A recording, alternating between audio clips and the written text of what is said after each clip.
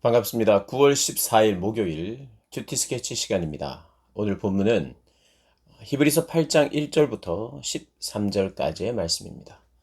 오늘 본문에 이렇게 시작합니다. 지금 우리가 하는 말의 요점은 이러한 대제사장이 우리에게 있다는 것이라. 그는 하늘에서 지극히 크신 이의 보좌 우편에 앉으셨으니 성소와 참 장막에서 섬기는 이시라. 이 장막은 주께서 세우신 것이요 사람이 세운 것이 아니니라. 대제사장마다 예물과 제사 드림을 위하여 세운 자니 그러므로 그도 무엇인가 드릴 것이 있어야 할지니라. 예수께서 만일 땅에 계셨더라면 제사장이 되지 아니하였을 것이니 이는 율법을 따라 예물을 드리는 제사장이 있음이라. 그들이 섬기는 것은 하늘에 있는 것의 모형과 그림자라. 모세가 장막을 지으려 할 때에 지시하심을 얻음과 같으니 이르시되 삼가 모든 것을 산에서 너에게 보이던 본을 따라 지으라 하셨느니라. 예, 오늘 본문도 새 언약의 대제사장, 이 대제사장에 대한 이야기를 합니다. 신약 성경의 복음서를 보면 대제사장이라는 단어를 찾아보면 꽤 많이 나옵니다. 그러나 대제사장이 등장하고 무슨 좋은 내용이 하나도 없습니다. 그 대제사장들은 예수님을 죽이려고 하고 제자들을 핍박하려고 하고 사도행전에 와서는 복음을 전하는 자들, 예수님을 믿고 따르는 모든 자들을 핍박하는 자들, 그들이 바로 대제사장이었어요. 지도자들이었죠. 그래서 단어를 찾아보면 복음서를 보면 신약 성경이 제일 많이 나오는 단어 중에 하나가 대제사장입니다. 마태복음, 마가복음은 20번 이상씩 나옵니다. 전부 다 대제사장하고 이렇게 연결해 보면 다 안 좋은 내용이에요. 그런데 히브리서를 보면 전부 다 좋은 내용입니다. 대제사장은. 왜 그러냐? 대제사장이 바로 예수님이시기 때문에. 예수님이 진정한 참 대제사장이시다. 예전의 대제사장들은 인간의 한계도 있었고 사실 우리가 구약 시대에 보여준 제사 제도의 제사장은 꼭 필요한 존재라는 것을 구약에 설명합니다만 그 꼭 필요했던 존재들이 오히려 예수님 하나님 앞에 예배 드리러 나아가는 백성들을 대표해서 예배를 드리고 소통을 할 수 있도록 하나님과 만남을 가질 수 있도록 해야 되는 대제사장이 오히려 하나님과의 만남을 막았던 자들이나 다름없었어요. 원래 대제사장이나 제사장이 제 역할을 해도 여전히 한계가 있으나 그런 역할까지도 제대로 못했어요. 예수님이 오셔서 대제사장을 비롯한 제사장들 그룹 그리고 서기관 바리새인 이런 사람들을 많이 호통을 쳤죠. 자기만 천국 못 가는 것이 아니라 구원 못 받는 것이 아니라 이 백성들도 구원을 못 받게 하는 오히려 하나님과 인간 사이를 가로막는 존재가 되어버렸어요. 예수님이 진정한 대제사장으로 오셔서 영단번의 제사를 드림으로 말미암아 하나님과의 만남의 길이 완전히 활짝 열렸습니다. 예수님을 통해서. 오직 이제는 예수님을 통해서. 그분이 대제사장이에요. 진정한 대제사장이. 이제 다른 대제사장들은 필요 없다는 겁니다. 구약에서 계속해서 기다려왔던 오실 대제사장, 진정한 대제사장, 메시아 그분이 오셨고 그분으로 말미암아 우리가 구원을 받고 하나님의 이름을 부르고 하나님의 자녀가 된다는 것을 다시 한번 설파하고 있는 것입니다. 그러면서 이제 요점을 이렇게 이야기합니다. 히브리서의 저자, 그 사람의 그 논증의 핵심이 다음과 같습니다. 대제사장이신 예수님이 하나님의 우편에 앉아 계시다.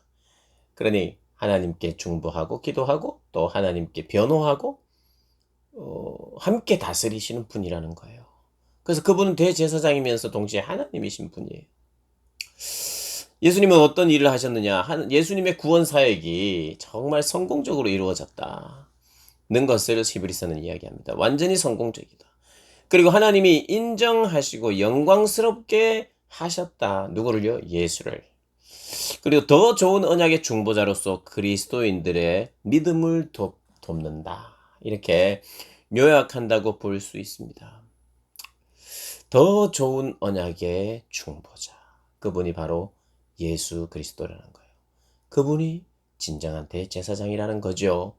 그런데 계속 말씀드렸습니다마는 여기에 나오는 유대인들이 대제사장, 참된 영원한 대제사장을 만났는데, 예수님을 만났는데 그를 따라야 되는데 예전 대제사장을 찾겠다는 거예요. 돌아가겠다는 거예요. 그래서 히브리서 기자가 대제사장이신 예수님을 다시 한번 확정하고 소개하는 것입니다.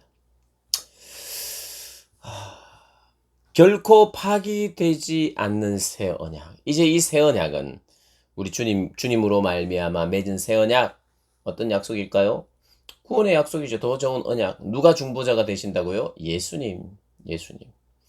예수 그리스도가 중보자가 되시며 대제사장이 되시기 때문에 이 언약은 파기되지 않는다.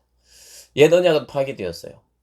옛 언약의 파기를 주장하시는 분이 하나님이시라고 지금 8절, 9절, 10절을 보면 하나님 그분이 이것을 파기하십니다. 그분이 잘못했기 때문이 아니라 인간의 잘못이기, 그분이 결정을 내리신 거예요. 파기를 하시고 8절에서는 그들의 잘못을 지적도 하십니다. 지적도 하시고 새 언약을 말씀하십니다. 새 언약이 있다, 새로운 기회가 있다고 말씀하시는 분도 하나님이십니다. 그리고 첫 번째 것, 그것이 낡아지게 하신 분도 하나님이시라는 것. 그러니 그 첫 번째 것을 새롭게 하는 것이 아니라 완전 이 첫 번째 것은 이제 파기가 되고 새로운 언약, 이것을 명하셨다라고 말하는 것입니다. 그래서 우리는 예수님 한 분만으로 만족한다, 이런 말을 하게 됩니다. 왜냐하면 예수님이 이렇게 모든 것을 이루셨기 때문이에요. 진정한 대제사장이 되어서 우리를 중보하시고 우리를 축복하시는 분이시기 때문에 그분으로 만족한다는, 그분이 충분하다는 거예요.